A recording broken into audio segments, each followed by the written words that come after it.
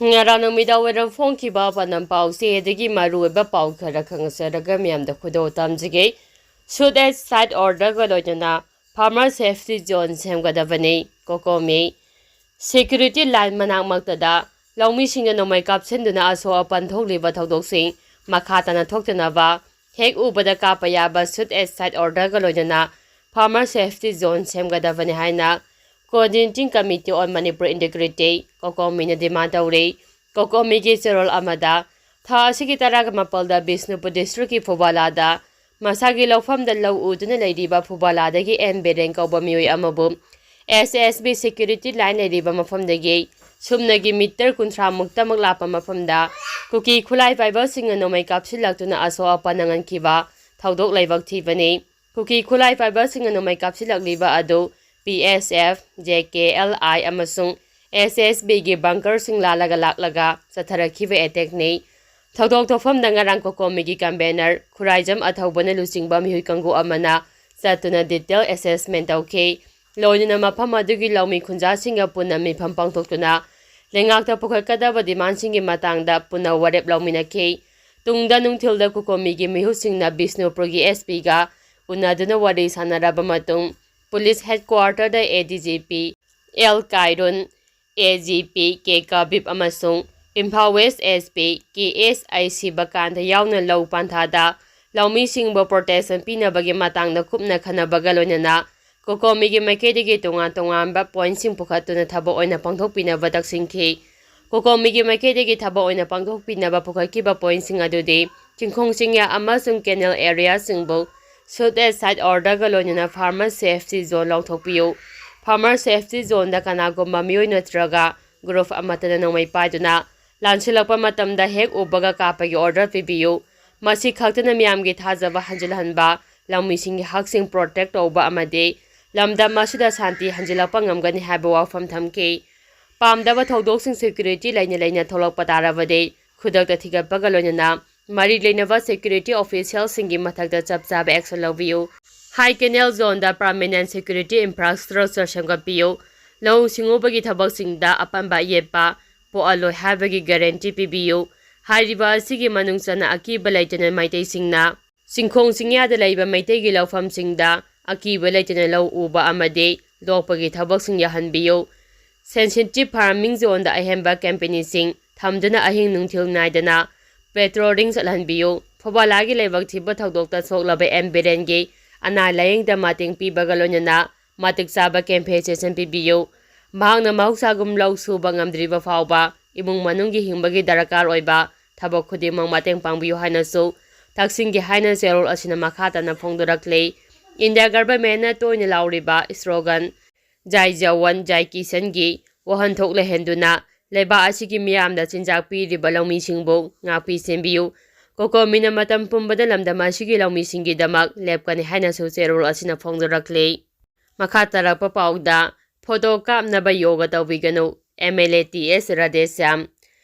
sahi khudingi malemge thakta June 12 ase International Yoga Day haidina pangthongnabagom handak sahi gi su malemgi mafam kayada ngashi 13 suba International Yoga Day haidina pangthoknare Thawal District ki manung sana laiba Hairok Pathway, Kabok Laikai da laiba Hairok Higher Secondary School ground da BJP Hairok Mandal na sinduna International Yoga Day pangthokre. Photo kamnaba yoga tawbiganu haina Hairok Kendra ki MLATS Radesham na phongdokre. Yoga for One Earth, One Health haiba team da pangthokiba tharam aduda Kendra asigi MLA Dr. Thoksam Radesham na athoiba mingthural oike. Ngasigi tharam aduda MLA na athoiba mingthural gi warol piraduna phongdokhibada wakhalga thawaiga hakchang na amato oina punsinuna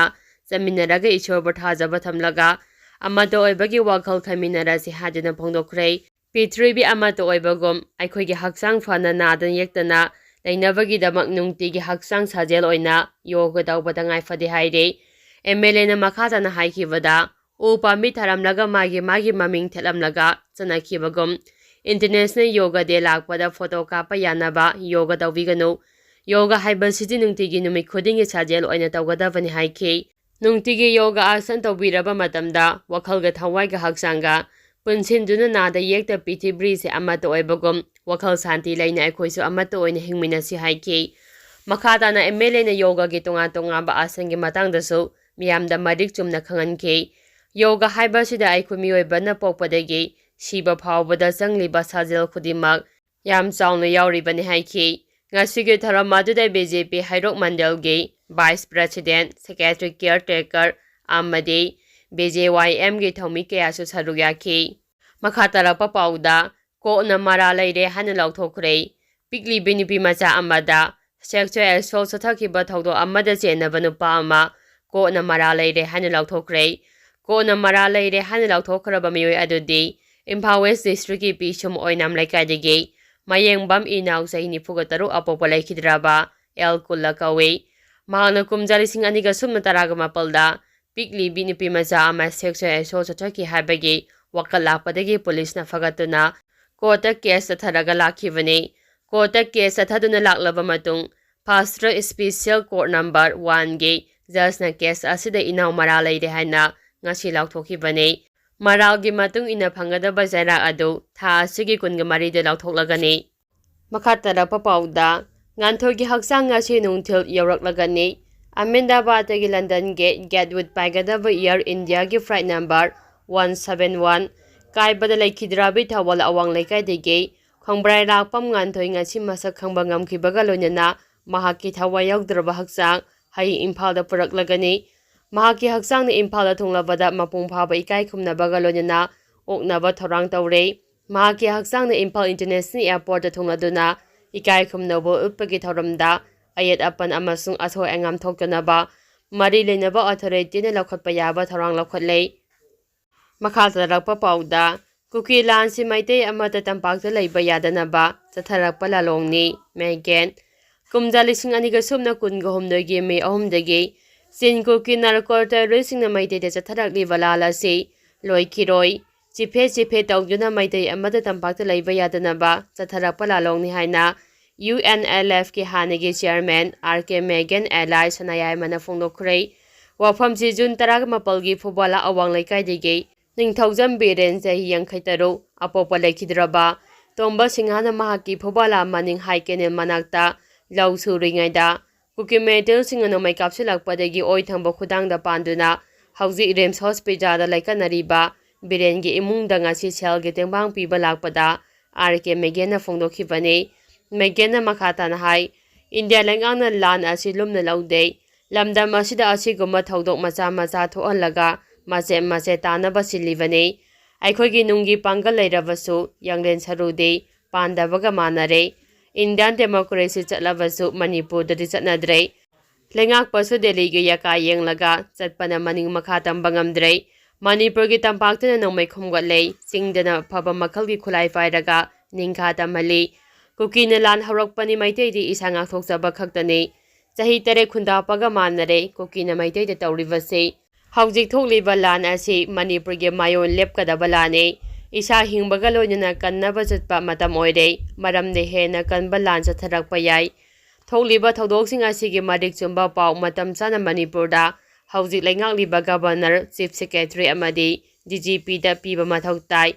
ꯊꯣꯛꯂꯤꯕ ꯂꯥꯟ ꯑꯁꯤꯅ ꯁꯦꯟꯃꯤꯠꯂꯣꯟ ꯀꯥꯡꯈꯣꯡ ꯆꯥꯏꯍꯜꯂꯦ, ꯍꯦꯟꯅ ꯋꯥꯕ ꯐꯤꯚꯝ ꯑꯃꯗ ꯂꯥꯛꯇꯅꯕ ꯀꯣꯛ ꯆꯨꯞꯁꯤꯟꯅꯕ ꯃꯇꯝ ꯑꯣꯏꯔꯦ꯫ ꯃꯦꯒꯟꯅ ꯃꯈꯥ ꯇꯥꯅ ꯍꯥꯏ ꯐꯨꯕꯥꯂꯥꯒꯤ ꯊꯧꯗꯣꯛ ꯑꯁꯤ ꯀꯨꯀꯤꯅ ꯁꯦꯀ꯭ꯌꯨꯔꯤꯇꯤ ꯂꯥꯏꯟ 3 ꯂꯥꯜꯂꯒ ꯃꯩꯇꯩꯗ ꯑꯦꯇꯦꯛ ꯇꯧꯔꯛꯄꯅꯤ꯫ ꯀꯨꯀꯤꯅ ꯂꯥꯏꯅ ꯇꯝꯄꯥꯛꯇ ꯂꯥꯟꯗꯥꯔꯛꯄ ꯑꯁꯤꯅ ꯇꯥꯛꯄꯗꯤ ꯁꯦꯀ꯭ꯌꯨꯔꯤꯇꯤꯅ ꯃꯈꯣꯏꯕꯨ ꯀꯟꯇ꯭ꯔꯣꯜ ꯇꯧꯗꯦ ꯇꯥꯛꯄꯅꯤ꯫ ꯃꯅꯤꯄꯨꯔꯒꯤ ꯑꯇꯣꯞꯄ ꯃꯐꯝꯁꯤꯡꯗꯁꯨ ꯑꯦꯇꯦꯛ ꯍꯦꯛꯇ ꯇꯧꯔꯛꯄ ꯌꯥꯏ, ꯑꯩꯈꯣꯏꯗꯤ ꯉꯥꯛꯊꯣꯛꯅꯕ ꯈꯨꯠꯂꯥꯏ ꯂꯩꯇꯦ꯫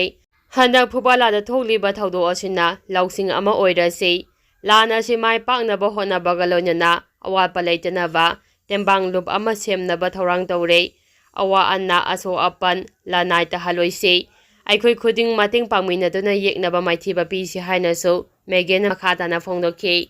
ꯉꯁꯤ ꯇꯦꯡꯕꯥꯡ ꯄꯥꯡꯕ ꯑꯗꯨꯗ ꯄꯤꯁ ꯀꯃꯤꯇꯤ, ꯀꯪꯂꯩꯄꯥꯛ ꯃꯅꯤꯄꯨꯔꯒꯤ ꯊꯧꯃꯤꯒ ꯂꯣꯏꯅꯅ ꯐꯨꯕꯥꯂꯥꯗ ꯂꯩꯔꯤꯕ ꯃꯩꯔꯥ ꯄꯥꯏꯕꯤ ꯀꯌꯥꯅ ꯁꯔꯨꯛ ꯌꯥꯈꯤ꯫ ꯇꯨꯡꯗ ꯁꯔꯨꯛ ꯌꯥꯔꯤꯕꯁꯤꯡꯅ ꯄꯨꯟꯅ ꯆꯠꯇꯨꯅ ꯕꯤꯔꯦꯟꯅ ꯁꯣꯛꯈꯤꯕ ꯃꯐꯝ ꯑꯗꯨꯁꯨ ꯌꯦꯡꯁꯤꯟꯈꯤ꯫